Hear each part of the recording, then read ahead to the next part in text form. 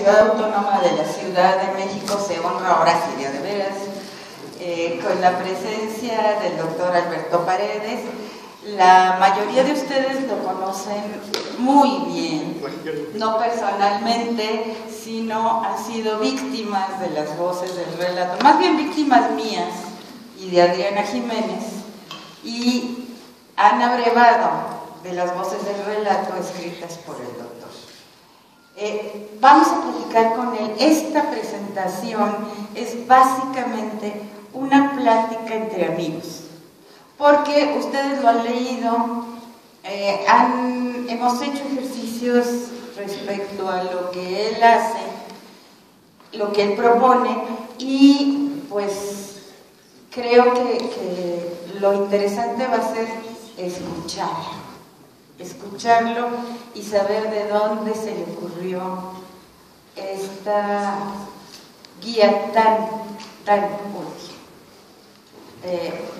Les presento al doctor Alberto Paredes. Nació en Hidalgo, no les voy a decir el año porque se nos nota la edad. Es narrador y poeta. Estudió el doctorado en letras en la Facultad de Filosofía y Letras de la UNAM. Es profesor allí, es jefe de publicaciones y fundador de la editorial del Gobierno del Estado de Querétaro.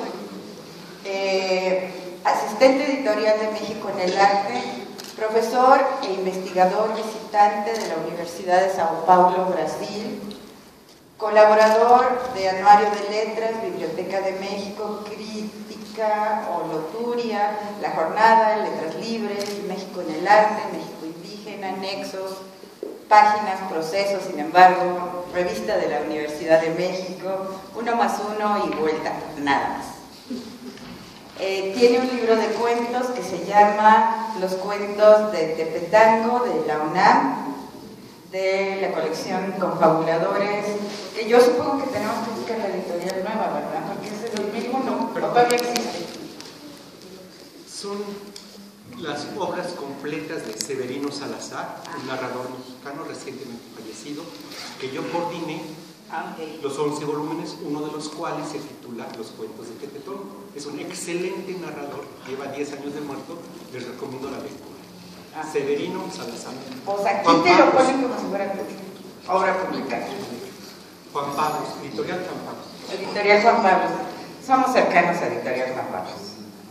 Bueno, ensayo tiene las voces del relato, que lo conocemos bien. Espero que hagan preguntas, porque lo han gozado.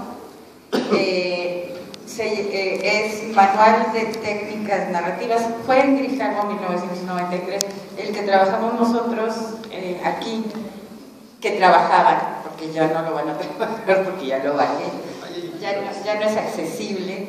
Era el de la Universidad Veracruzana. Ahora tenemos la nueva edición de Editorial Cátedra, que nos va a contar por qué una editorial española, siendo él un autor mexicano, además de la UNAM. ¿Por qué ninguna editorial mexicana se puso las pilas? Tiene supongo que esto es una serie de ensayos, El arte de la queja, sobre la prosa literaria de... Es mi libro sobre López Velarde, también agotado en Editorial Aldous, sobre López Velarde. Pero me encanta, es El arte de la queja. Sí. Estudio y antología, una temporada de poesía, 9 poetas mexicanos recientes, de Conaculta. Tiene libros de poesía, él es poeta, Derelictos, de la UAM, Poesía de cada día, Un viaje al modernismo brasileño. Sí. Esa es una compilación. Okay. Y Canta Palabra, que es del aduanero, que también andamos buscando editorial. Y tiene una antología que no entiendo muy bien, es Personajes, Celebraciones y Lugares de la Huasteca Hidalguense, una historia de imágenes y Haz de Palabras, 8. Todas estas son como compilaciones. Yo creo que viene sobrando ahorita más presentación. Creo que lo que queremos es oírlo y queremos que nos cuente primero por qué una editorial extranjera, que nos cuentes, por favor, el origen, tu relación con Dehesa y por qué sufriste y lo que de pronto les decimos, lo que ustedes no encuentran, háganlo. Cerrado. Ese es el... Está muy subrayado. Gracias en verdad a todos ustedes y también a mis dos compañeras de mesa. Gracias, realmente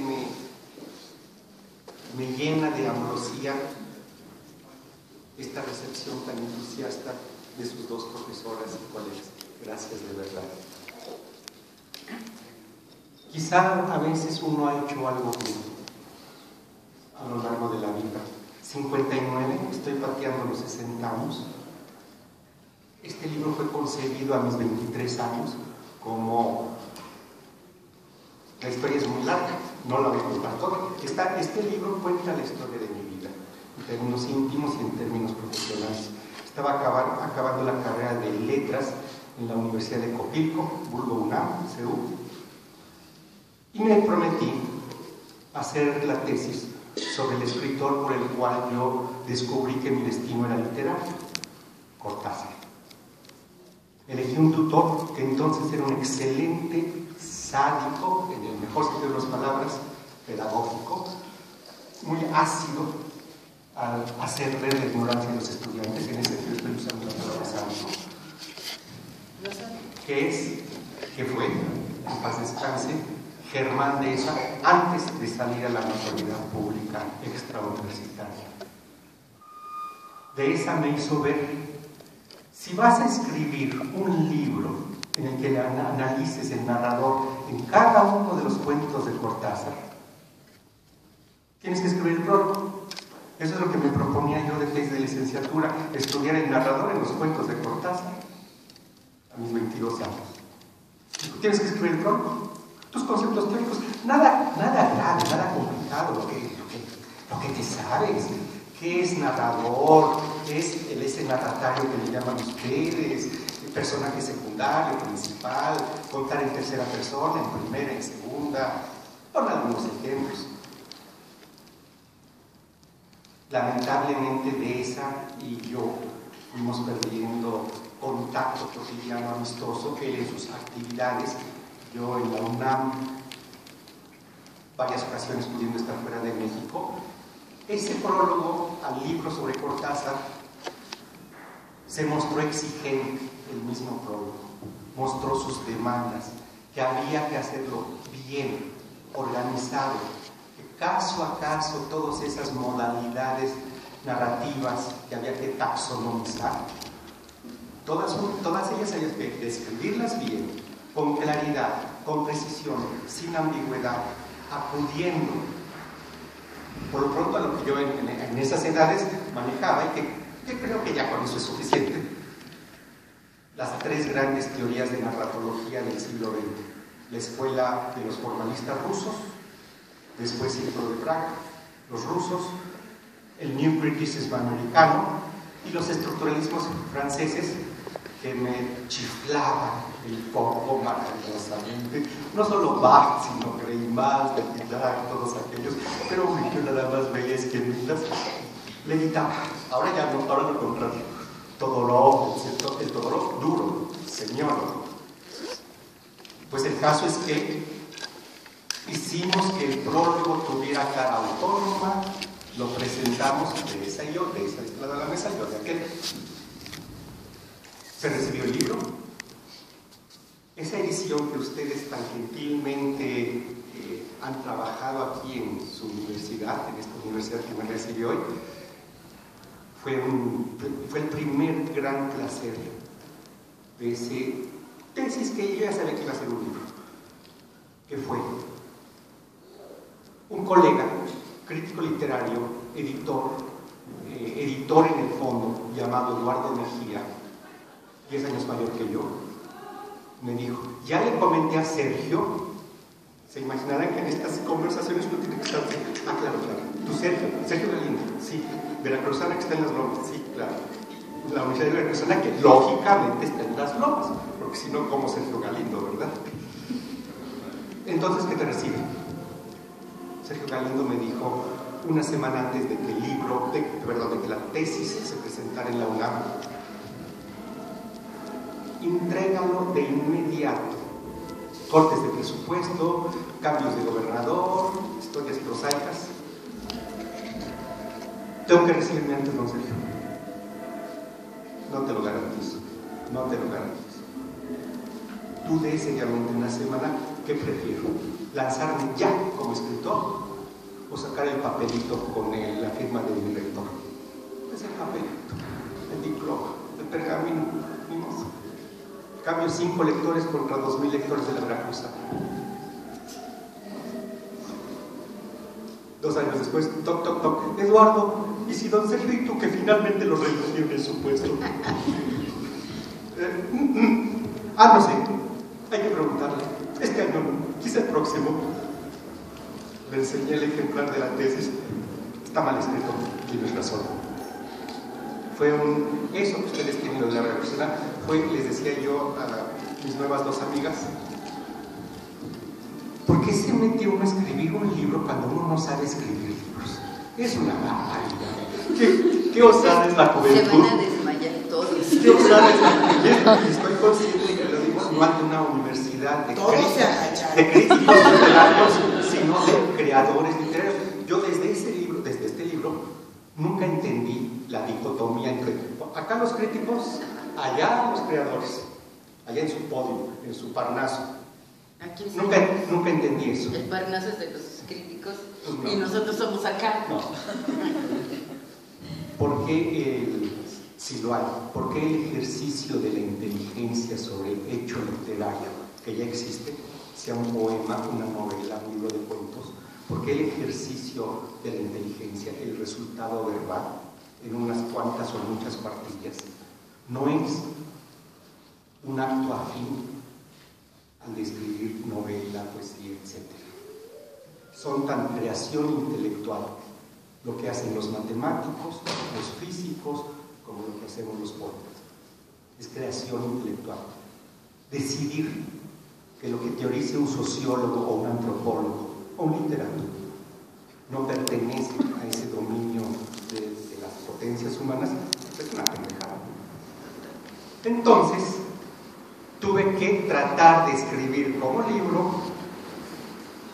Apareció la Veracruzana, ustedes lo han padecido.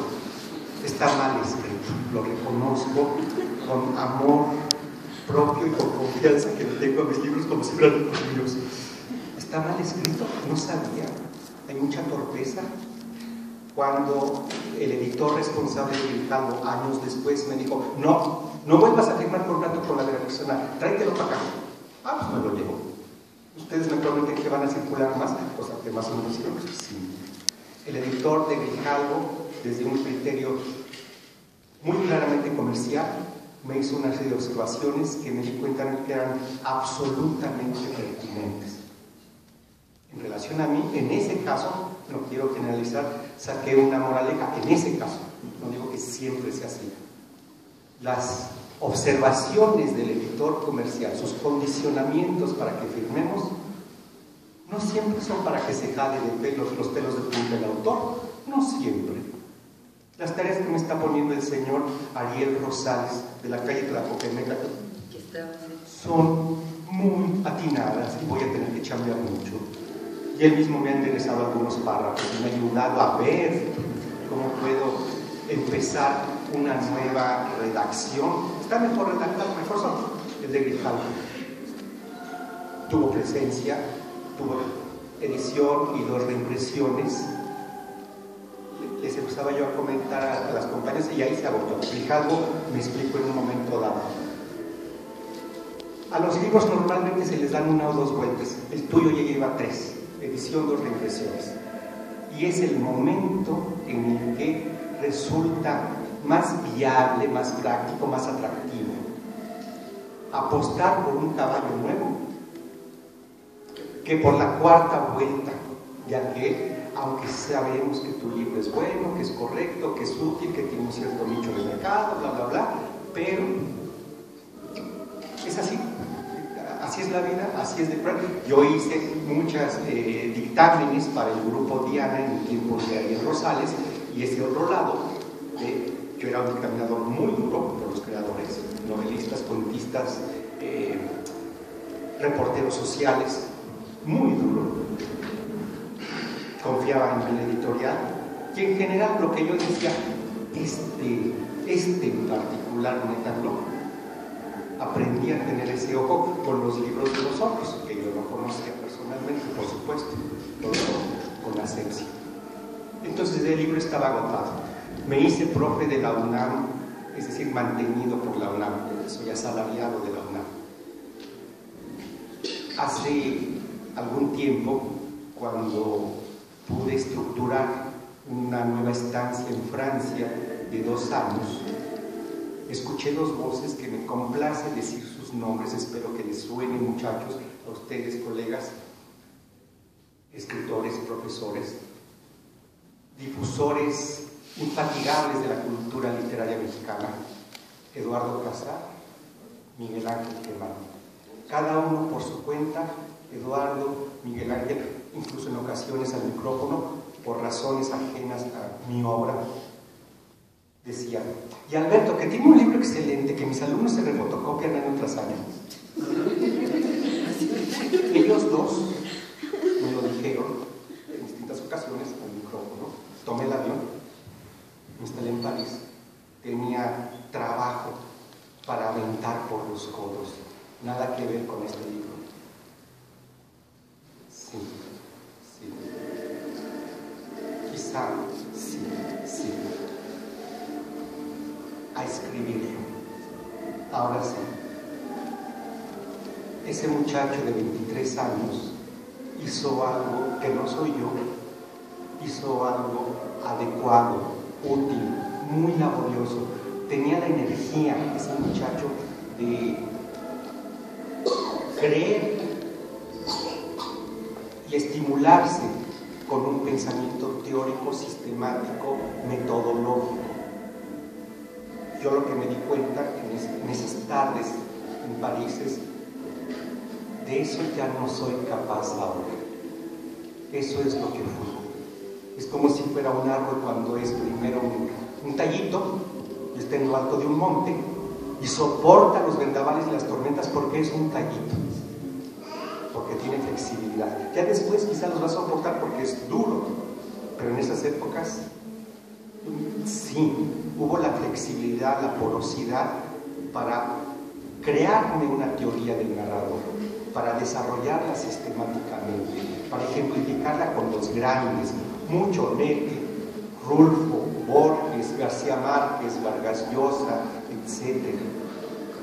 Cortázar. A Cortázar lo metí después. No iba a entrar en ningún momento Cortázar porque era el prólogo del libro de Cortázar, pero como se volvieron los libros distintos, en esta edición yo ya solo me razoné y me di permiso y bueno, pues voy a meter a Cortázar, pues total, ya son 2 libros distintos, cada uno además ya se ha editado, vendido y republicado por su cuenta. El caso es que a los 55 años pongo la firma de las 3 ciudades en las que fui concibiendo este nombre. Mentira, empecé desde antes de tomar el avión, entre la casa familiar en donde me instalé un par de meses antes de tomar el avión a París, que es en Pachuca, entre Pachuca, París y después al regreso Coyoacán, a escribirlo. Todo lo que haya que cambiar se cambia, tengo el derecho. Ahora es clarísimo que es un instrumento que a algunos les resulta útil y que le dan el beneficio, ellos, ustedes, nosotros, los usuarios, de la utilidad, la justificación de que una obra de teoría literaria tenga un costado práctico por el cual exista. Entonces, hacerlo. Lo primero que vi es la cimentación, la estructura teórica. Yo creo que es buena. Esa no tiene... Cuando a veces se hacen bien las cosas. El hoyo, los cimientos, el concreto que le puse, el colado, todo eso que está por allá abajo, pues eso está bien hecho.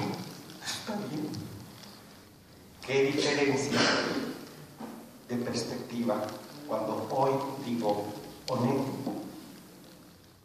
que hace 30 años. ¿Qué diferencia para la misma intención del... El prólogo es y no es el mismo que ustedes... no, pero es que además nada más conocen la de la reversión, ni siquiera la de la digital. Bueno, es muy parecido en espíritu al de Grijalvo y es muy distinto. Creo yo que tiene mucho más fluidez. Como les decía a las compañeras, sentí que podía decirle que no cuesta. No es cine, no es teatro, no hay que pagarle las actuaciones. Sentí que podía invitar al escritor que yo quisiera, del mundo entero, de la época que yo quisiera, y decirle, maestro, hágame, maestro, hágame el honor usted de abrir mi libro.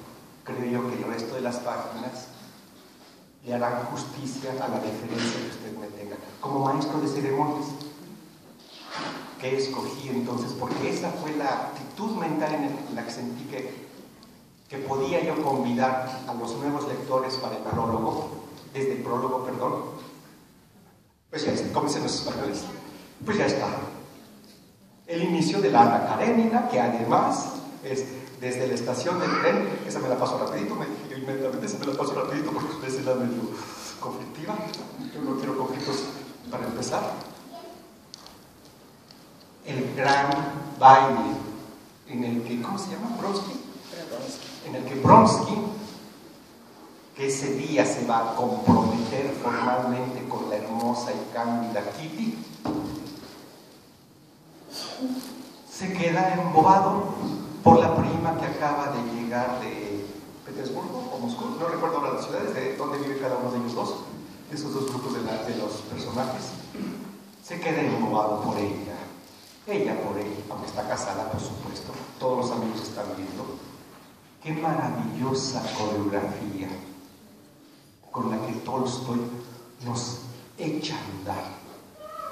El tren maravilloso, que no es el Petersburgo-Moscú, sino el de su novela. Cuando el prólogo lo escribí en Pachuca, cuando tenía el prólogo listo, sintiendo como los niños, muchachos, ya sé leer, ya sé escribir.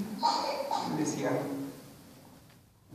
mira Germán, mire don Sergio querido, Claudia Parodi, una lingüista que me decía, qué mal escrito está esto.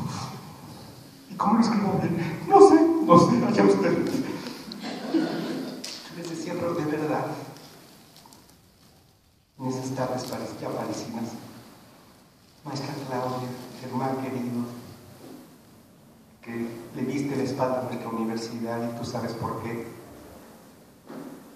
Ya sé escribir, puedo escribir. Estoy escribiendo un libro, el libro de siempre, el primero. Ya estoy viendo página a página lo que viene. Y como en cuento voy a citar a Poe y a Cortázar.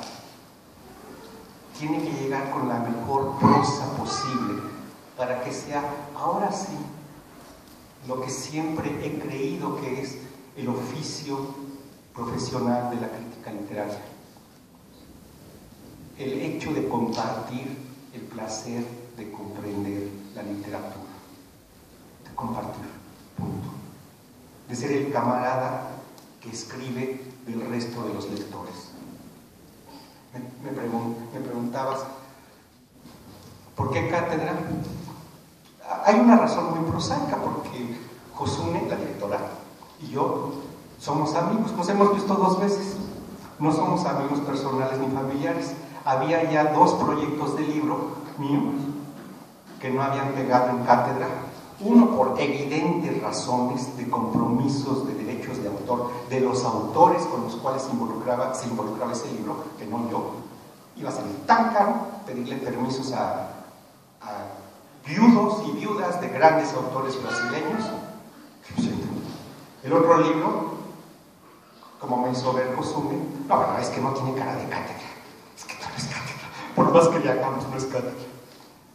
Este libro En Grijalvo tiene, y también lo digo, discúlpame Ariel, una portada en Grijalvo espantosa, peor que la de la Veracruzana.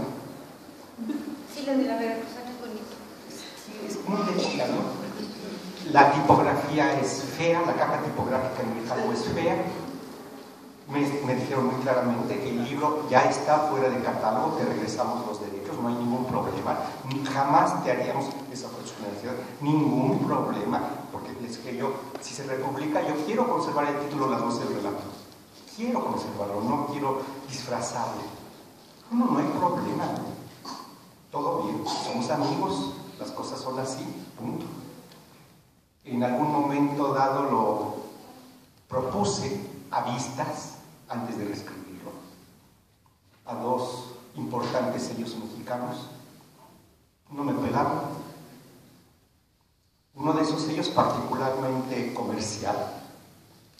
La directora editorial es una prima mía con la que yo conviví mucho. Bueno, pues a veces hay gente más correcta en otros países.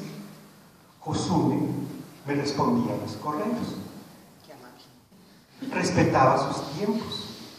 Lo que me lo exigía con una claridad absolutamente ajena al trato cordial que tenemos. Todo empezó a caminar de una manera impecable. Llegó el momento en que la plática ya estaba caliente, como se dice en el béisbol.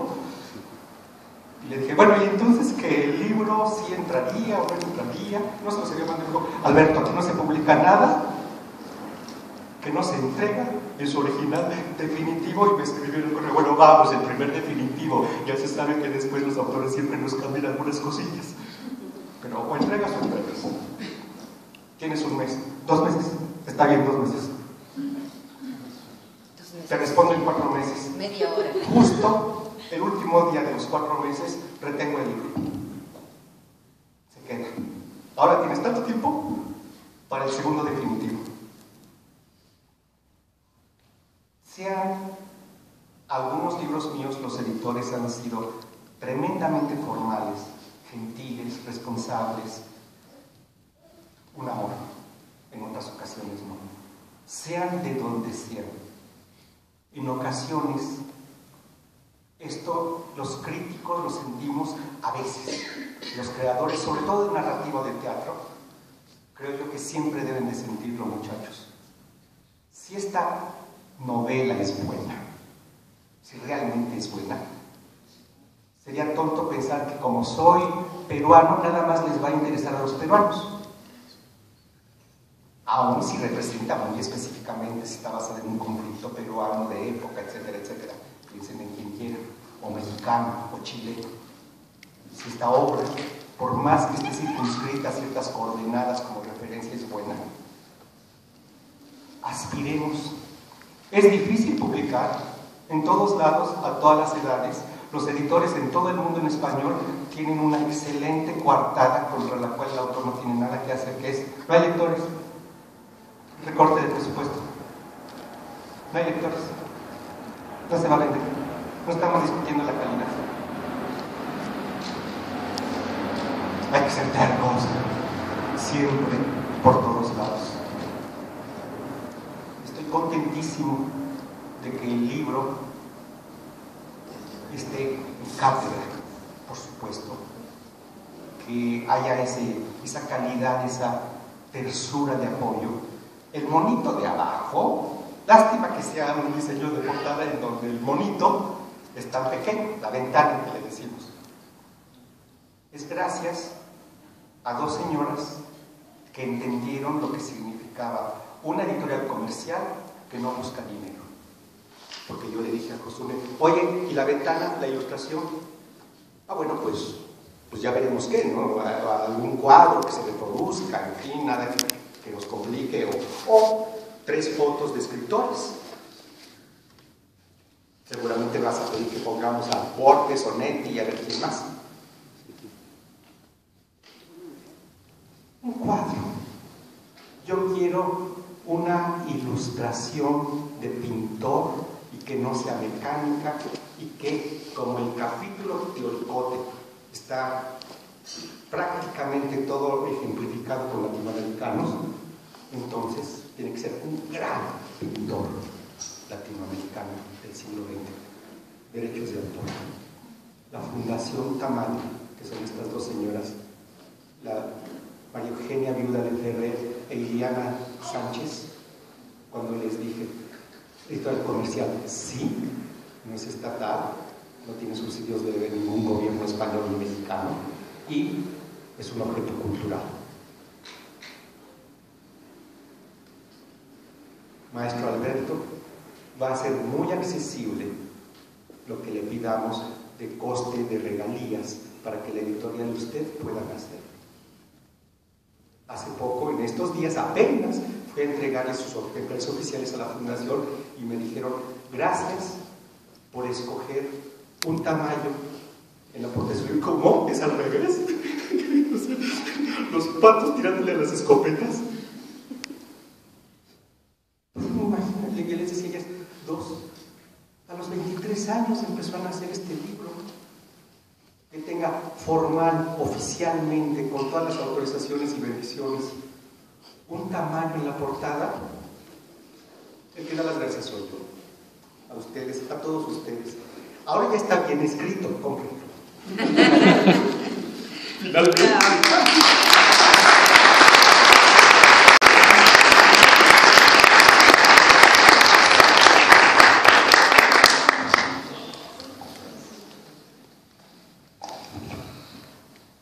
Les voy a dar una probadita, porque aquí el doctor hábilmente, teóricamente, no sabe mucho de lo comercial, pero nos abrió el apetito rápidamente, no se lo crean. Nada más oigan. Y ustedes, yo supongo la mayoría aquí los conozco lo suficiente como para saber que les va a hacer clic absolutamente. Narrar es un arte hecho con recursos.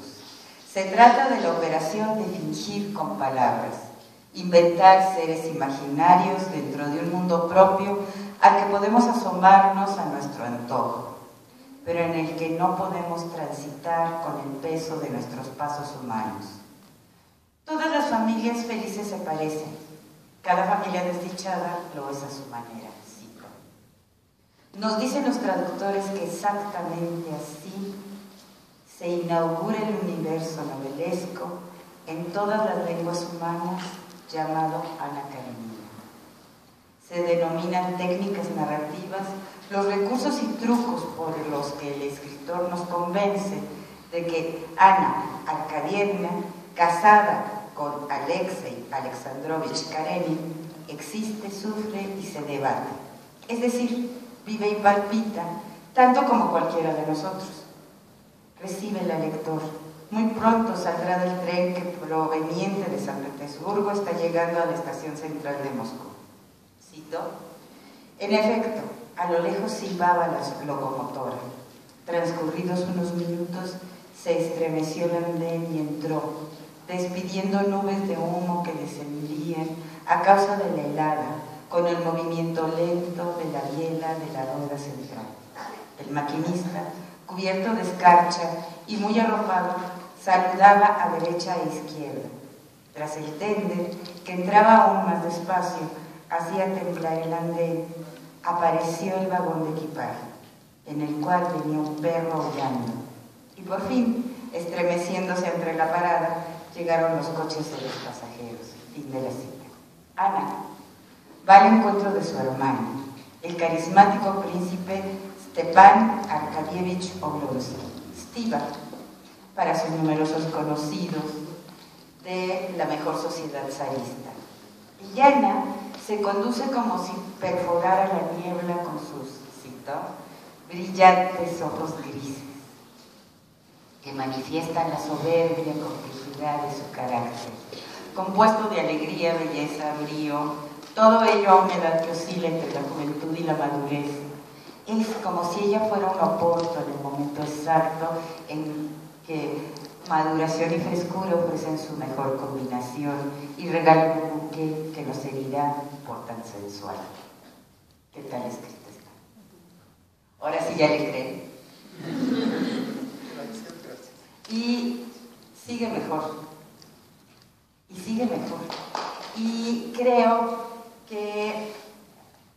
nosotros tenemos un conocimiento cercano del libro. Hemos disfrutado y hemos hecho ejercicios, y lo que yo creo también, independientemente de lo que yo pueda decir, porque yo se los impongo, entonces les queda, o sea, a mí me queda muy claro por qué lo elegí y por qué me parece fundamental continuar con él. Pero yo quisiera que aquí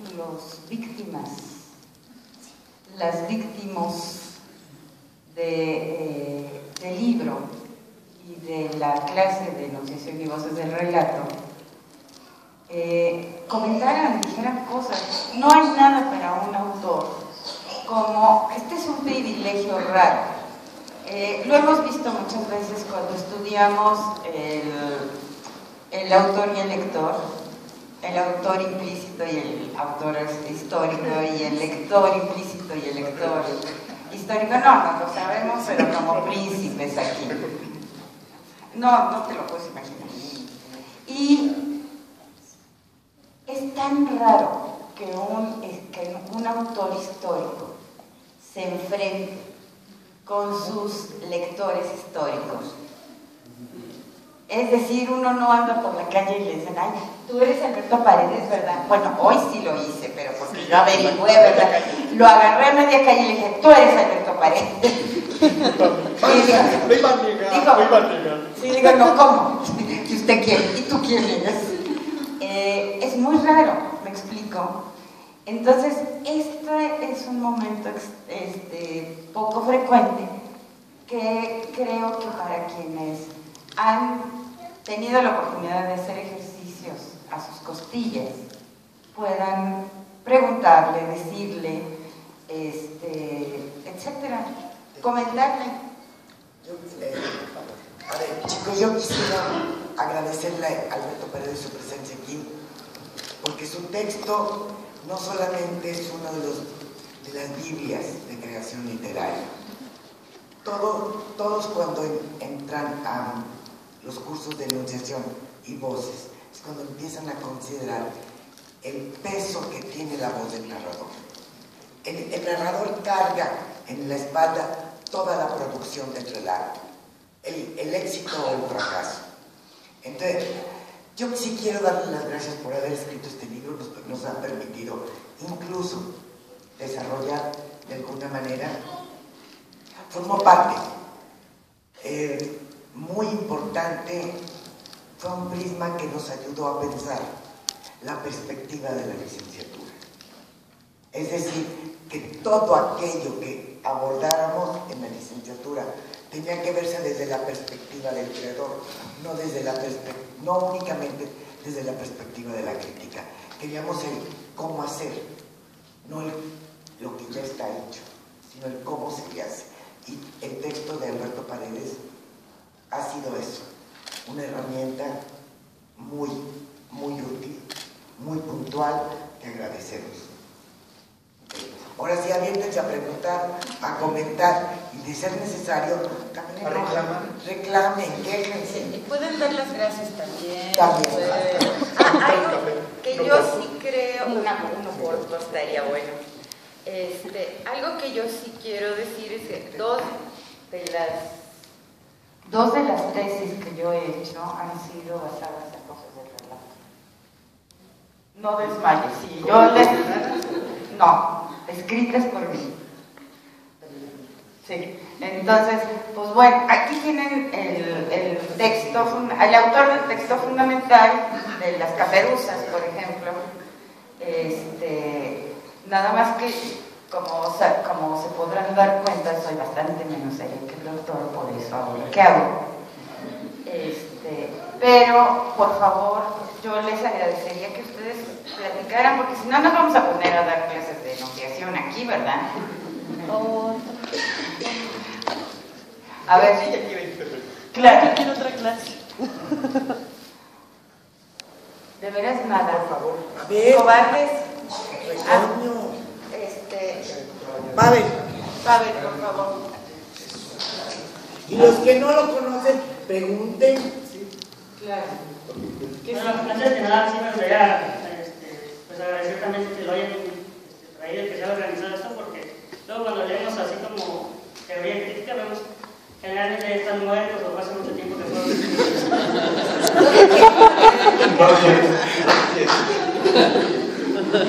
No por su... Y bueno, a mí me gustaba por eso. cómo la maestra presentaba partes de su libro, porque ejemplificaba bien, no ponía la teoría, por así decirlo, y ejemplificaba con un extracto. Y eso como que se me hace muy claro para entenderlo y que nosotros imitáramos o intentáramos ver cómo se realizaba.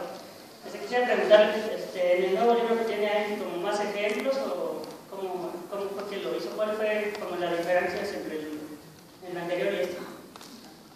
Gracias, Pablo.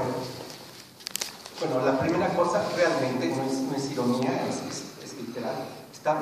Esta edición está mucho mejor redactada.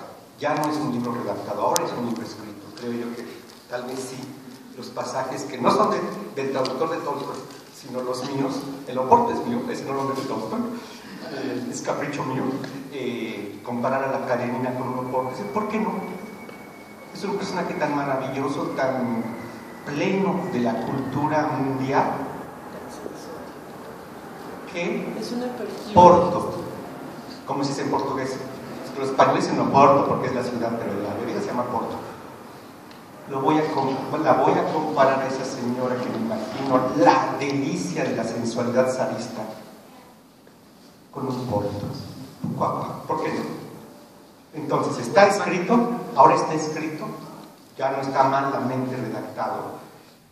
La estructura teórica, básicamente lo que estén familiarizados con el libro, y ustedes profesoras, el capítulo 2, sobre estrictamente narratología, es el mismo, teóricamente, con los mismos ejemplos, y todo el libro, del prólogo al final, tiene, junto con la nueva escritura, una perspectiva cultural que no la tenía cuando yo tenía 23 años, con una convicción, el descubrimiento de se puede ser sencillo, se puede compartir un conocimiento a partir de la base del placer intelectual. Si eso ejerce en el libro alguna docencia, es un efecto, un hecho connatural, pero no tanto su naturaleza. Su naturaleza es que de algo le sirva a este lector haber cruzado una serie de etapas a mí en mi vida personal, profesional. Para eso que Lezama dice, porque siempre la madurez es una posibilidad, nunca un hecho consumado. Pero hay un momento en que uno siente que está uno en el umbral, bajo el umbral de esa posibilidad, del ser maduro. Entonces, Pavel, todo, del prólogo al final, incluso los pasajes más rigurosamente técnicos, quienes comparen las ediciones anteriores, los nuevos lectores se van a ahorrar esa comparación. Nunca van a necesitar hacerla, como aquí mis chicos compañeros, 3 que estoy viendo de mis queridos amigos y discípulos de la Facultad de Copilco, se ahorran esa comparación. Quienes comparen verán que hay más soltura, no solo en la prosa, sino en mencionar por qué con tal pasaje de Rulfo se ejemplifica tal variante de narrador, como en cualquier profesión. Piensen, Francisco se llama tu marido, ¿verdad? Sí. Francisco, soy un literato que aventaría gustosamente la pluma, por allá no, pero felizmente la aviento, si por un arte de magia divina o demoníaca me hiciese músico. La música mucho más. ¿Qué es lo que he aprendido con mis amigos los músicos desde siempre? Técnica, técnica, técnica, técnica. La primera materia es solfeo. En la Esmeralda y compañías se llama dibujo de imitación. Y nada de que yo quiero ser abstracto, voy a hacer instalaciones. dibujo de imitación 1, chato. O es que yo voy a hacer electrodomésticos, los de música, ¿no? Es que yo voy para electrodomésticos.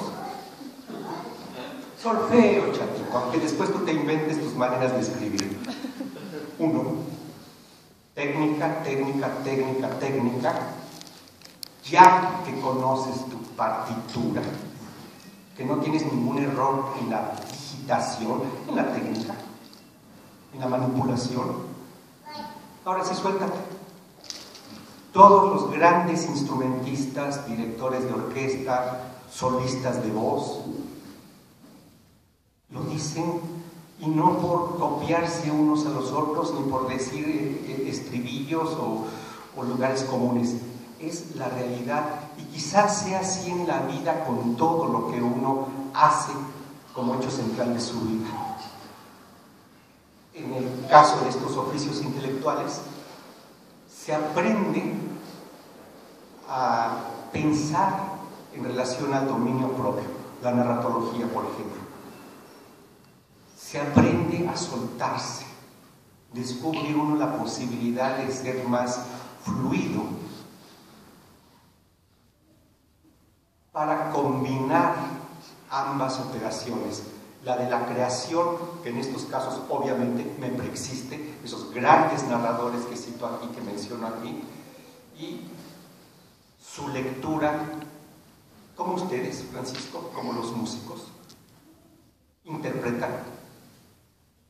¿Por qué vale la pena enterarnos qué hace tal o cual pianista de nuestros días sobre Chopin?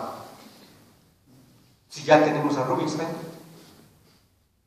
¿Por qué tal o cual nuevo chelista después, no solo de Casals, sino de Rostropóvich, como le decimos en Francia, Rostropóvich? ¿Por qué vale la pena ponerle atención a tal nuevo chelista que está saliendo? Porque está ofreciendo su interpretación, que no anula ni pide que tiremos nuestras maravillosas suites completas con Casals y con Rostro. No hay que tirar nada. Es eso lo que también tenemos que aprender los compañeros de los creadores, que somos los comentaristas sistemáticos, consuetudinarios, los críticos. Por mi lado, sí, soy lo que con esas especies como de comillas se diría creación, básicamente en poesía. Ciertas formas de narrativa que he escrito y que están mucho más ligadas con hechos míos directos. Por ejemplo, en algún momento mencionaban algo de Severino Salazar, en un libro mío que se llama Proseverino. Cuento un hecho real, mi relación con Severino Salazar. El escribirlo fue un acto de placer y de proponerme bloquear una rigidez de conocimiento técnico de cómo se cuenta. Ahora voy a meter escena, ahora el diálogo va a ser indirecto, yo me sé los nombrecitos, pues hasta he leído mi libro, hicimos fotocopias. No, eso hay que soltarlo. Hay una parte en ese sentido estrictamente creativa en mí, incluso en alguna medida narrativa. Severino y yo escribimos un hecho real como cuento, real improbable, es decir, no podemos probarlo. Ramón López Velarde no nació en Jerez, no podemos probarlo, no hay pruebas, es una altísima probabilidad y que incluye la hipótesis, el hecho de que no haya pruebas. Ese texto está en nuestro libro de Severino Proseverino. ¿Puede un dandy nacer en Tepetongo? Así se llama el pueblo de al lado de Jerez, en donde de verdad habrá nacido y lo fueron a registrar a Jerez. Ese tipo de convivencias, Pavel y todos ustedes compañeros, me confirmaron algo que yo descubrí muy claramente en otra estancia en Francia, en donde estaba yo dedicado. Yo era esclavo de Gustave Flaubert, esclavo, lo he sido varias veces, y a esos eruditos impecables, que son las 5 personas que llevan la edición de la Pléiade, que es la edición seria en francés hiperanotada, ya quisiéramos en español algo como la Pleiada, no existe. A ellos, a cuyo equipo me uní como pequeño esclavo literalmente, de pronto yo le decía, sobre todo al de mi mayor confianza, es que si esto y esto, en donde estas dos cartas de nuestro maestro se contradicen, cuando está hablando de cuando estaba escribiendo tal novela, y aquí parece, no, hay una contradicción textual de estoy haciendo esto ahora, estoy empezando la novela, lo dice en dos veces muy distintas, como con 8 meses de distancia. La explicación es muy fácil, si piensan como creador, y yo, queridos amigos eruditos en Florida, yo no lo soy, ustedes son la Pleiada. Pero escúchenme 5 minutos y nada de que no tienen tiempo, porque chepaletón, es una frase que uno oye mucho en francés. No tengo tiempo, chepaletón. Les voy a explicar. Lo entiendo. Porque cuando soy crítico sigo siendo creador. Cuando estoy investigando en el archivo no me puedo cambiar los lentes, nomás uso unos. Son multifocales. Dan lo mismo para el creador que para el crítico. Con el sol y sin el sol.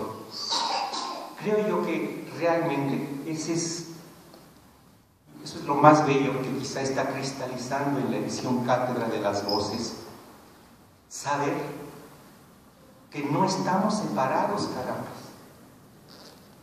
Que es más real una teoría.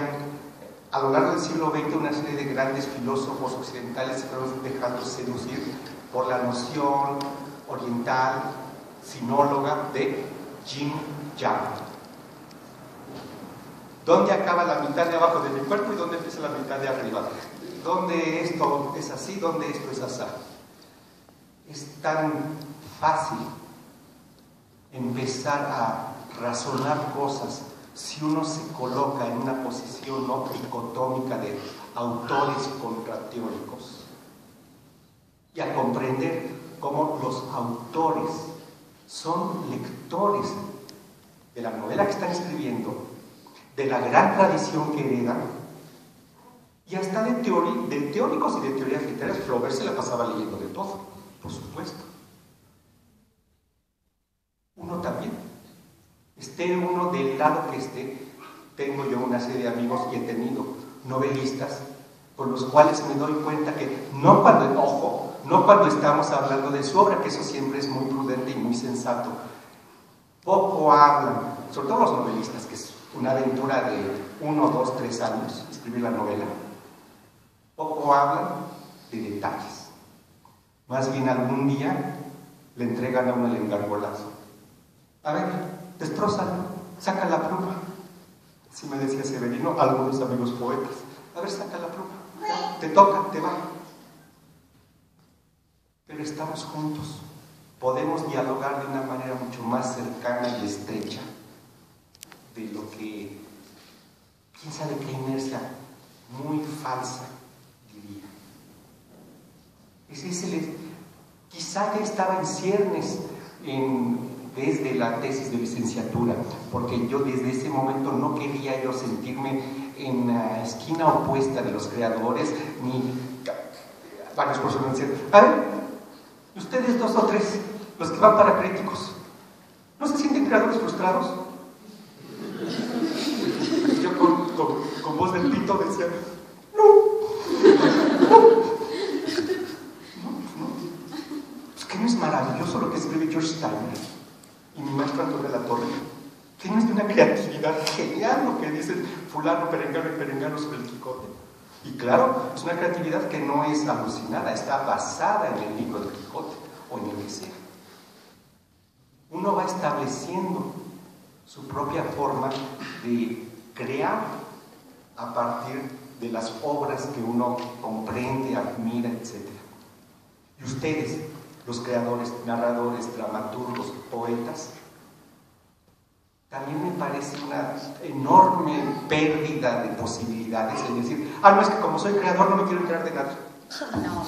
Se me va la inspiración, se asusta la musa. Yo recuerdo, antes de conocerlo, leerle esto tal cual a García Márquez. Y me decía, uy, pues yo sigo admirando, pero con locura, a nuestro rockstar del boom. Y eso no.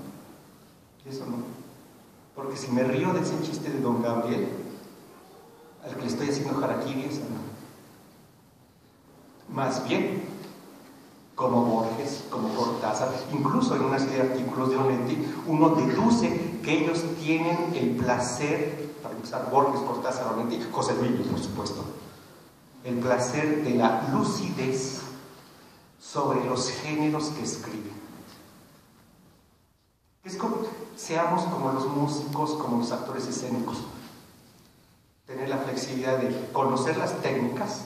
Este libro en Grijalvo se llamaba también Manual de Técnicas Narrativas, conocer las técnicas, y como nuestros hermanos artistas, eso no inhibe para nada ni obstaculiza, porque cuando a mí me toca hacer lo mío, Ángel Castilla, ya llegarán después los teóricos, a lo mejor yo mismo, a decir cómo diablos se llama esto que se me ocurrió en este párrafo. Claro. ¿O no? Maestro.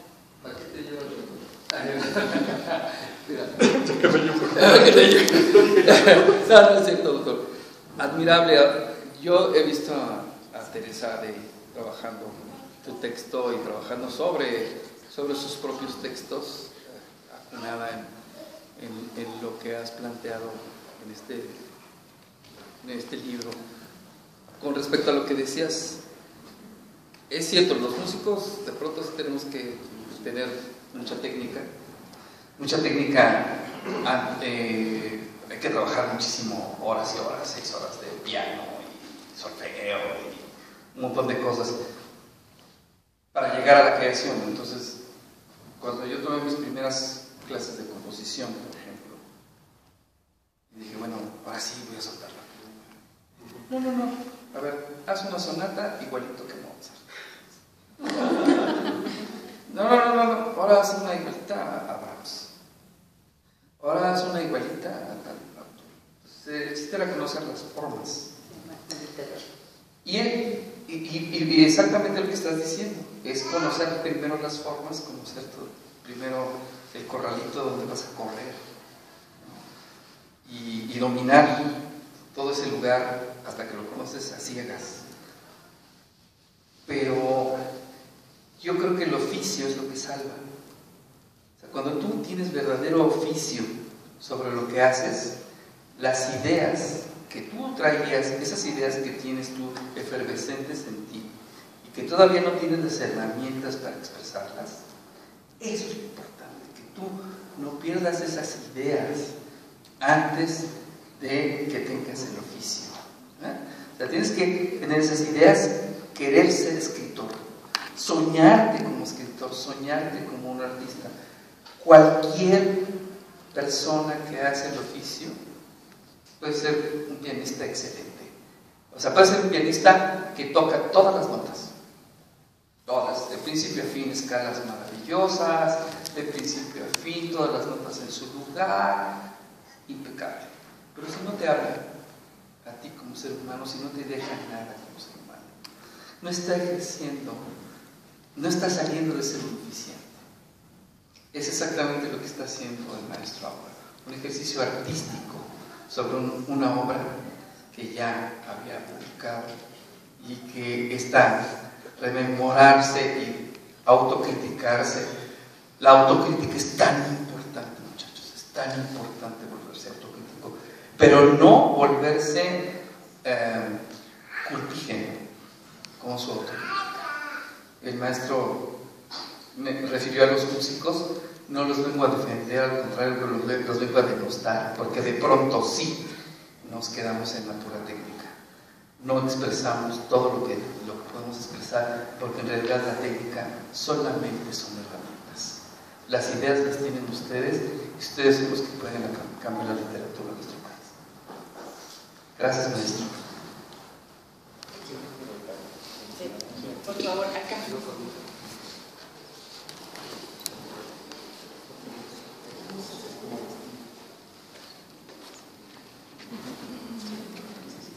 Buenas noches, yo soy Víctor Hugo. Y bueno, ahorita que se ha estado comentando tanto esto de que no existe una barrera entre la creación y la crítica. Mencionaba que escribir este libro también es creación, ¿no? Esto me recuerda también otra idea que acabas de decir sobre compartir. Y sí es algo muy frecuente que nosotros leemos y hay libros que nos parecen maravillosos, algunos más conocidos que otros, pero en ocasiones no tenemos con quién compartirlo. Con los amigos de la escuela quizás, pero más allá es más difícil. Entonces, uniendo estas dos ideas me viene a la mente sobre que este libro, decía que es también parte de tu vida, es compartir tus lecturas. Entonces, yo quisiera que la pregunta va encaminada a que si nos podría compartir más sobre estos pequeños detalles que se quedaron, que no llegaron al libro. Pienso en que las citas que se manejan para ejemplificar narradores y demás situaciones, por cuestión de acceso, quizás se referirá a obras más conocidas. Pero en toda una vida leyendo, habrá novelas, habrá historias que quizás quiso colocar ahí, pero que no era viable. Libros que entusiasmaron, pero que no eran ejemplos prototípicos de las categorías que se están utilizando.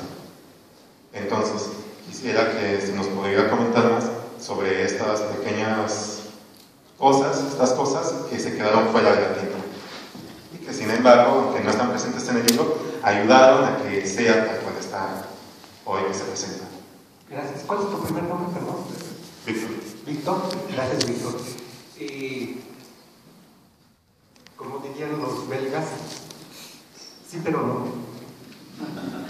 El libro en sí, este libro, Las Voces, está constituido de, bueno, son 4 partes. El prólogo bien que cuenta, porque la Karenina acaba de bajar del tren que viene desde Petersburgo, llega a la aburrida, soporífera y mojigata Moscú, según dice la novela. Yo nunca conocí Moscú y Petersburgo en el siglo XIX. No me tocó. No, nosotros estábamos aquí en México en el siglo XIX, ¿no? Pero andábamos por acá, en la colonia del Valle, sí. Eran ranchos, había ranchos. Entonces, es un prólogo que creo que es parte del libro y 3 capítulos. El primero y segundo son mucho más técnicos, el tercero es muchísimo más reflexivo, panorámico, y los ejemplos de los capítulos 1 y 2, la dureza técnica, por así decirlo, el soporte técnico del libro, son los mismos. Estoy casi seguro que no cambié ninguno desde que me di cuenta que el libro estaba pidiéndole al jovencísimo autor, al novel autor y al tutor de ese prospecto del libro, a Dehesa, nos estaba pidiendo hacer algo mucho más rico, con mucho más perspectiva, y aquí estoy ante ustedes, lástima que Germán no esté. Y fue un reto bestial saber a los 22 años, porque lo escribí entre los 22 y 23, saber a los 22 años que es muchísimo más lo que no he leído. Y eso que yo no fui un voraz lector infantil, así en serio, empecé en la prepa y me daba yo mis cursos a deshoras, además de los cursos de la facultad. Algunos de los cursos que yo me daba solito eran los más intensos, sobre Kafka, sobre Joyce, sobre Faulkner, etcétera, sobre James, sin profesor. Y descubrí, caracas, si al menos me doy cuenta de lo que no sé, de por dónde me pierdo. Dehesa fue muy útil en esos momentos. No, es que yo creo que tal cosa estás mal, más bien habría que ejemplificarlo con tal. Pues creo que sí, ¿verdad? A ver, lo voy a leer de nuevo. No, pues sí tenía razón mi profesor. No, ya me di cuenta que tampoco era con aquel, sino con este. Fue una labor muy ardua de quien se improvisa, de quien se hace sobre la marcha, porque en la Facultad de Filosofía y Letras, en la carrera de Letras, querido amigo Canela, ¿por qué hacer estudios teóricos? Teóricos en serio. Cuando pedí la lista en el año 78, 79, ¿cuántas tesis hay anteriores a la mía? O sea, ya presentadas, ya recibidas, de cosas de teoría literaria, no de teóricos filósofos o pedagogos, teoría literaria. Eran 2, creo. La de la maestra Eugenia Revueltas, una tesina de 20 páginas sobre la palabra poética, sin ninguna menosprecio, pero 20 páginas sobre el tema de la palabra poética. Otra cosa que... O sea, en la isla, en tierra de ciegos, soy tuerto. Germán me dijo en ese momento, ojo con el síndrome de Sor Juanita. Sor Juana, era Sor Juana. A su hija le puso Juana Inés, si no lo saben ustedes. Sor Juana era Sor Juana, pero es facilísimo. Nada más lees 3 libros, escribes un soneto y ya te sientes la gloria de tu periodo de la Nueva España, o como se llama en nuestro país ahora. Con un soneto más o menos bien hecho, ya, ojo con ese síndrome. Y él me refrenaba mucho. Había eso. Entonces, capítulos 1 y 2, para concretar, serán los mismos ejemplos dichos por mí, enmarcados por mí, con mucho más perspectiva. El capítulo 3 que les recomiendo, no se lo corten al libro, es una falta de educación. Ya existía, ya no me acuerdo si desde la licenciatura y desde la Veracruzana, sí, ya lo conocí mejor. Y ese es invento mío. Le dije yo al profesor de esa, bueno, y si hacemos un tercer capítulo, si hacemos un tercer capítulo sobre la literatura como instrumento de conocimiento, y lo ejemplifico con novela, ¡hombre! Uy, vas a tener que poner un pasaje del último capítulo de Proust, no lo he leído. Y tal cosa de Dostoyevsky. ¿En quién más estabas pensando? Kafka. Y fulano. Ah, pues sí, claro. No, pero ¿cómo te vas a pensar de Proust? Oye, ¿y qué piensas de Thomas Mann y de Tolstoy? No los he leído. No los he leído. En Grijalvo, pues había hecho trampa, ¿no? Entonces en las noches me ponía a leer para la edición de Grijalvo. Yo hice trampa, yo me puse a leer más. Para esta edición me di cuenta que lo que plantea el tercer capítulo es uno de los temas esenciales que nos dan sentido. Ahora que afortunadamente, gracias al apoyo en México de cátedra, que en México se llama Grupo Patria, que da una serie de entrevistas, afortunadamente he verbalizado lo que supe conforme escribía esta versión. Todas las obras de arte, aunque no tengan palabras, sonatas, poemas sinfónicos, cuartetos, lienzos, todas danzas sin cuentito, y aunque no se paren de puntitas, todas las obras de arte son exploraciones sobre las cuestiones básicas del ser humano. Todas. ¿Qué se está? Por ahí, ayúdame Francisco, es lo que creo que es más o menos la actitud común para escuchar los famosos últimos cuartetos de Lucifer, nuestro amigo. ¿Qué no se está sabiendo ahí, sino qué se está interrogando, qué se está especulando, qué se está tratando de mirar en tierra de nadie, al fondo de la oscuridad, en esos famosos últimos cuartetos, pero también, por supuesto, en los últimos de Mozart, también en Schönberg, del 2 en adelante, cabrón. Ya en su cuarteto 2, yo creo que era un sabio que sabía que lo que hay que hablar es de perplejidades, desde el cuarteto 2. Schönberg, en su cuarteto 2, parece estarnos diciendo, seamos perplejos en común, como diría Maimónides. Nos estamos preguntando sobre el alma humana. Como yo no sé solfeo, lo mío son las palabritas. Aprendí a escribir. Ya sé escribir. Denme un agua y les escribo algo. Sí, es muchachito de 23 años que soy yo, que sigue dentro de mí, tenía razón. Algo habló dentro de él. Y ahora sí. He leído 2 veces de cabo a rabo y tal vez lúcidamente el novelón de Proust, es parte de mi vida.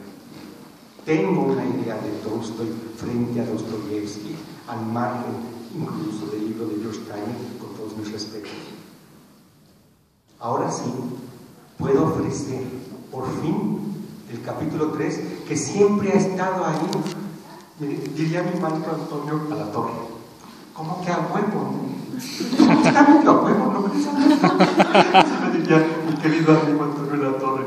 En esta versión espero que lo esté menos A y que ya haya llegado mi oficio de lector a la posición de decir, plantémonos, o busquemos más bien esto, busquemos cómo algunos de los grandes novelistas se plantean las eternas perplejidades del misterio humano. Y sobre todo, algo que es como la espada de Damocles de ese capítulo 3, porque mi libro viene del siglo XX y ahora es del siglo XXI. Lo que es terrible en la novela, muchos de ustedes son novelistas en ciernes y ya lo saben, es que descubrimos a Sócrates. No sé. ¿Qué nos dice Kafka? No sé. El gran, creo yo, que nos dice Virginia Woolf, que nos dice la Onetti, que nos dice Henry Cabot Kane, Celine. Creo yo que el gran antídoto a esto que los filósofos le llaman el nihilismo es el libro de Proust. El libro de Proust dice, el saber sobre sí mismo, sobre todas las pataletas que he hecho en mi vida, sobre todo las tarugaditas a las que le llamo yo mi vida sentimental, a lo largo de 40 años, estas 3 tarugaditas, las que me he consumido 40 años sin ser personaje de Shakespeare. Esto tiene el valor de una vida.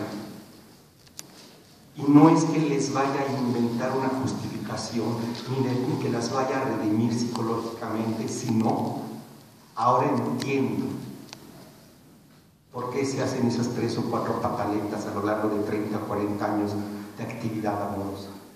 Ahora entiendo. Pero creo que es el único de los grandes maestros. Entonces, ahora sí, creo yo que pude escribir el capítulo 3 con autores que ya venían más o menos citados y evocados desde las primeras versiones y con autores nuevos. Y en todos los casos es en ese momento, es en ese pasaje en donde creo yo que justo es el último capítulo del libro, que quizá cristaliza de manera clara cuál es el sentido de estudiar, comprender, manejar, dominar, quizá ustedes los creadores, las técnicas narrativas de las que hablan los capítulos unidos. ¿Cuál es el sentido de eso? Mostrar con lucidez los misterios humanos. Eso es lo que nos han hecho los grandes artistas de todas las artes. Y como el oficio de este libro son las narrativas. Me decía hace poco un querido colega, seguramente escogiste para el capítulo 3 la novela porque es el género de géneros de contar en el siglo XX. Y le dije, pues mira que bien me lo explicas. Pues es cierto. Yo nunca había sabido por qué en el capítulo 3 escojo la novela y no el cuento. O las memorias, si a esas vamos. Memorias tanto de literatos profesionales como de gente que su obra literaria estrictamente es Anaïm, su libro de memorias. Yo nunca había sabido eso. Cuando este colega me dijo, seguramente en el 3 privilegias la novela como piloto para cruzar esa noche, es porque es el género de géneros con los que se cuenta en el siglo XX y XXI. Sí. Y hay que comprender qué somos como misterio ante las manos de los grandes ficcionadores. Para lo cual estas ahora son como 170 páginas, está mucho más nutridito que en las versiones anteriores. Y además tiene un índice analítico. Esa es mi obra maestra, es de la que estoy orgulloso. Yo lo hice, incluso con los numeritos de página. Eso no los cotejó la editorial, eso yo los puse uno a uno. ¿Y de qué se trata? ¿De qué se trata? De que les sea útil. Espero que les sea útil. Somos también, más o menos lo deja ver el último capítulo, el último pasaje del libro de Proust. somos algo así como lectores de las novelas de nuestra propia vida. Y nos va la vida en ello. Si no le encontramos coherencia narrativa, entonces pues que nuestra vida fue tocar 2 o 3 teclas a ciegas y a ver si me saco la lotería, y a ver en dónde me sale el tigre de la jaula. Pero sí, tal vez esto que es mi vida, dice el último pasaje de Proust, esto que es mi vida es una novela, entonces todo está ganado. Realmente yo espero que tanto a los estrictamente críticos literarios como a los narradores, el libro les sea un instrumento, el que sea el grado de importancia y de utilidad que tengan entre ustedes es ya una cuestión secundaria, que les sea un instrumento que los acompañe, que les sea útil, que les dé cierta lucidez para encontrarse a sí mismos como narradores. Eso es lo que quiere ser este libro y literalmente los está esperando.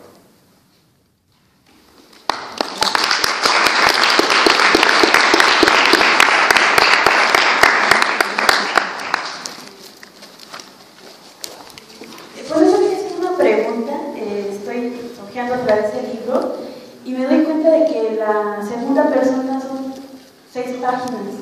Yo quisiera preguntarle qué dificultad le representó investigar y escribir sobre la segunda persona y pues además comentarle que nuestras profesoras, en especial la profesora Tere, pues se ha enfocado más a analizar a la segunda persona y tiene más clasificaciones, ¿no? No solamente la segunda plena y la segunda aparente, sino el espejo conciencia, el titiritero, etcétera, etcétera. Repite lo que estabas diciendo. Que la profesora Tere ha investigado. Sí, no solamente la plena y la aparente, sino más clasificaciones de tanto de la plena como de la aparente. El espejo conciencia y el titiritero, entre otras. Y para mí, en la segunda persona es apasionante porque es un ente malévolo. Entonces, a mí me gustaría y me interesaría más saber qué dificultades tiene esta segunda persona y por qué son tan poquitas hojas. Es como una que otra vez he tenido experiencias escénicas, también con música, y es pedrada, y en teatro. Y entonces, por aficionado que haya sido, y así lo que he hecho, bueno, una vez fue con Beto Cruz Prieto y con Lourdes Ambrís, pero 2 ensayos, y ya, y de pronto sale un ponce. Cada segundo es como en una novela, cada segundo es hacia adelante, hacia adelante, hacia adelante, y no se para. Ya vamos aquí, ya está cantando Lourdes, ya nos vamos, ya se acabó. Entonces, todo el libro, creo que es importante que el libro no sea abrumador en cantidad, en volumen, que sea ágil, que se vea que es una cantidad de páginas adecuada para ser manejado y leído, releído en diagonal, en recta, etc. Con todo, cuando Dehesa y yo vimos que este libro no existía y por lo tanto hay que inventárselo, y como él no lo iba a inventar, me tocó a mí inventarlo. Hay 3 narradores que, por sabios que sean, los rusos, praguenses, New Criticism, franceses, idolatrados, nadie pone, solo paredes. 3. Y fue sencillísimo encontrar eso si uno hace una labor humilde a lo Mendeleev. Voy a hacer la tabla periódica de elementos narrativos. Toda, no un pedazo sí y un pedazo no. Porque después, como este es el prólogo, voy a analizar todos los cuentos de todos los libros, que son 8, de Julio Cortázar. No de este libro. Bueno, estos cuentos sí, estos no, porque son más representativos. No, magos que se hacen bien las cosas o no se hacen. Entonces encontré 3. ¿Cuáles son esos 3 que yo me invento y que yo bautizo? La falsa tercera persona, La primera morfológica, una por piocha, falsa tercera, primera morfológica y segunda aparente. Ya es mucho. Creo que, hasta donde yo conozco, la maestra Tereney tendrá su mejor palabra, Michel Butor es quien más, porque es un narrador en segunda persona, en la modificación, sobre todo, quien ha teorizado mejor, con más lucidez, con más claridad, de creador y teórico al mismo tiempo, la segunda persona. Su novela La modificación es proverbial, es excelente, no envejece. Cuando yo vi todo lo que él decía y lo que él desarrollaba y sacaba corolarios, decía, sí, esto está maravilloso, pero ya son como que las consecuencias. Si mi librito lo que necesita es establecer los hechos, por lo tanto breve, es la primera justificación o coartada ante tu reclamo. ¿Por qué cortito? Lo quiero todo. Estoy haciendo la caja de herramientas.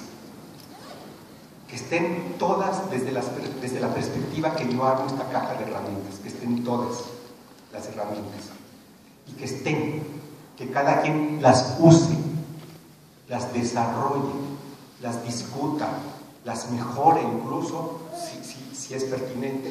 Estoy viendo que ya quizá está viendo esa sana repercusión y fertilidad,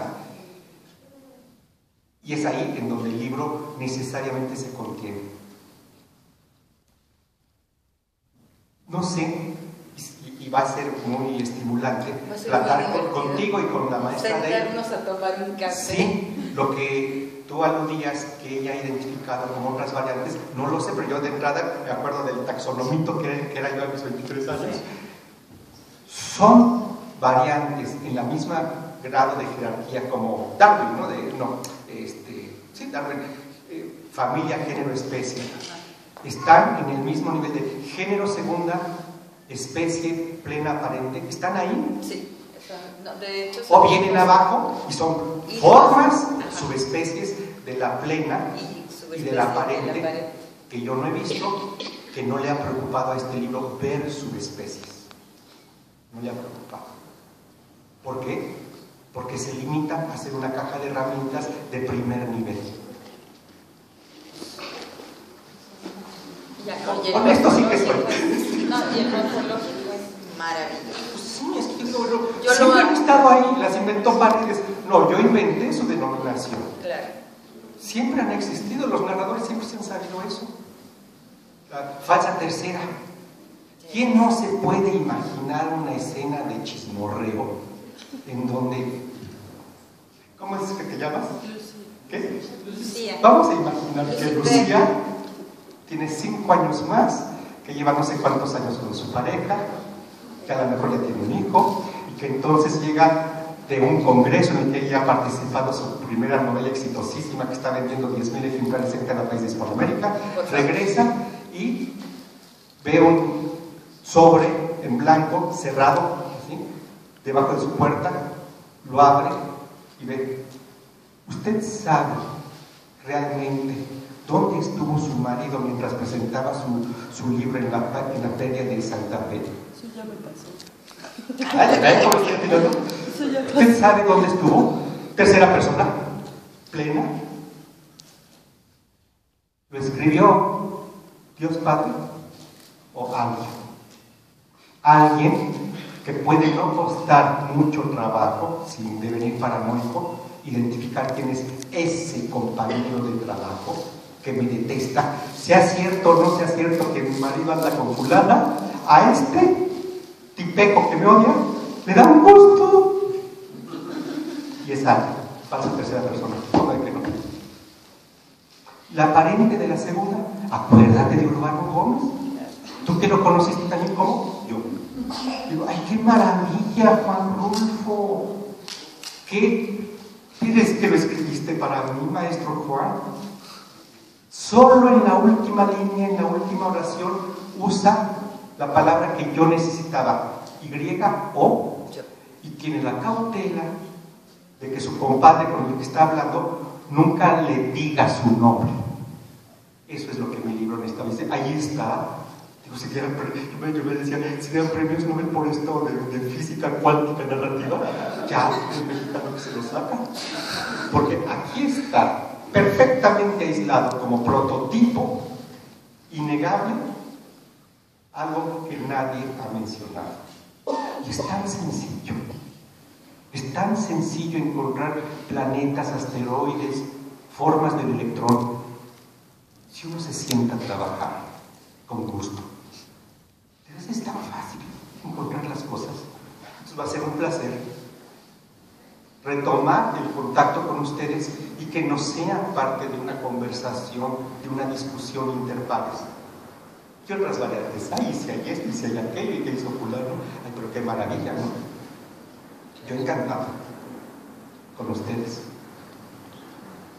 ¿Algo más?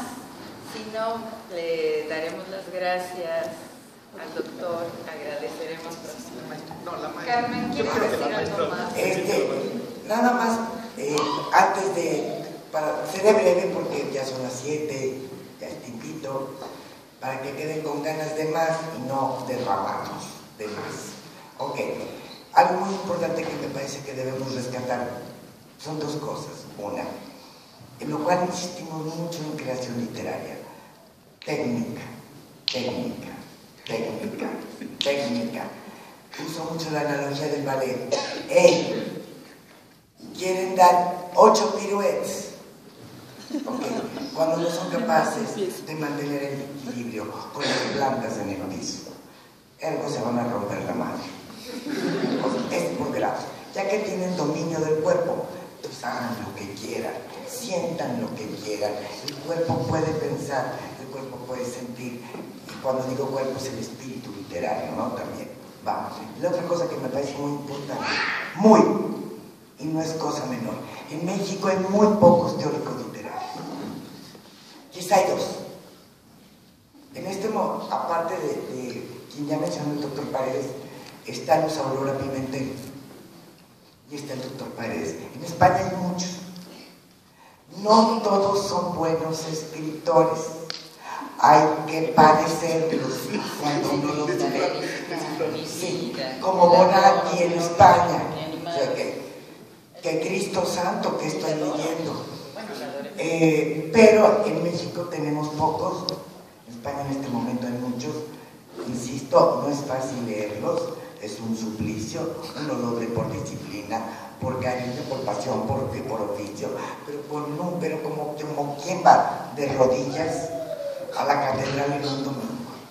Leer a Paredes, que es un teórico literario mexicano, hay pocos en América Latina también, y leerlo con gusto, que nos haga de la teoría literaria el sueño dorado que tenemos muchos académicos, que es hacer de la teoría una papilla gourmet.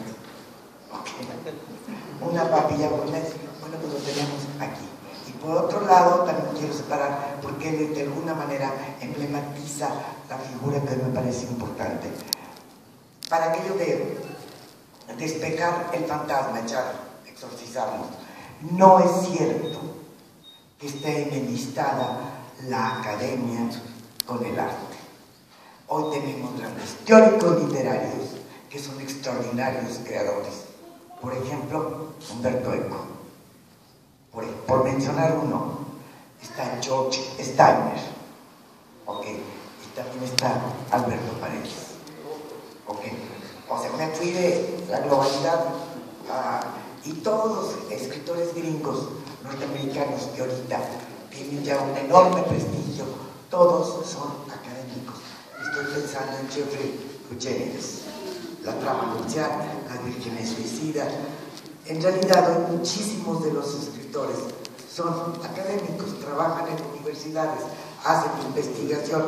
A lo mejor muchos escritores no lo hacen, pero eso no desniéguenmelo, carajo, desniéguenmelo, que la academia y la creación no está reñida. Eso es ni siquiera invento. Fue un falso problema, pero que sí fue un problema en el siglo fines del 18, del 19 y el 20, porque era una academia positivista. ¿Sí? Pero eso ya hay que quitárnoslo de encima. ¿Para qué sirve la academia? Pues nos tiene que servir para escribir mejor. Ojo, esto es una escuela de creación literaria, no es un invernadero de artistas. No es lo mismo. No puede haber artistas de invernadero. Damos las técnicas y el que es artista las desarrolla. Digo, no, aprende a trabajar, aprende a escribir. Y no son cosas, insisto, como insisto en clase, y no es cosa menor saber escribir. Chicos, muchas gracias. Quiero antes de que nos despidamos, le tengo que echar la pelota a nuestra querida Melpomene. Borges dice algo así: si algo bueno hay, está prolongando, no recuerdo si quizás su primera vez de su poesía reunida en MC, si algo bueno hay en estas líneas, disculpe el lector la descortesía de haberlas usurpado previamente. Por escribir con mi maestro querido, fuimos amigos hacia el final de su vida, Antonio querido Alatorre. Puedo decir, como especie de heredero yo del ¿cómo se llamaba? La Academia de Angangueo o algo así. La Academia de Angangueo. Puedo decir, si esto suena entonado y tiene alguna melodía, si esto está compuesto, el instrumento es una flauta y yo soy el burro.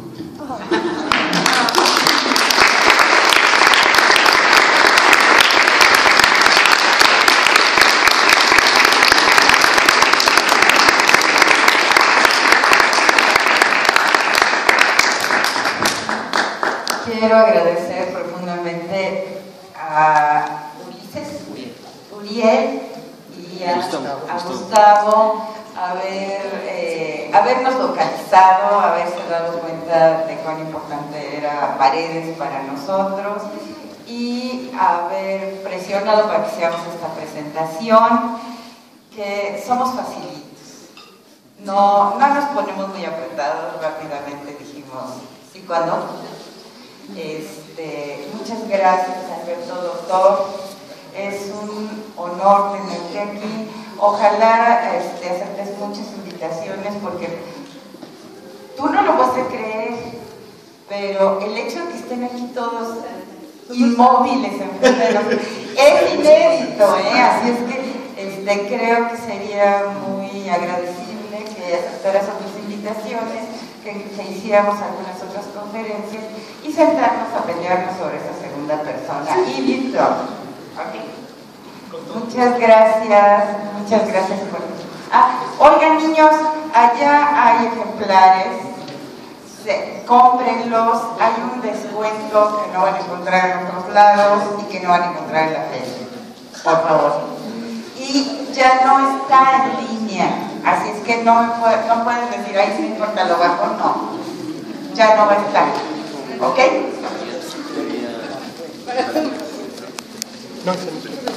Es con una S, pero no importa, estoy acostumbrada.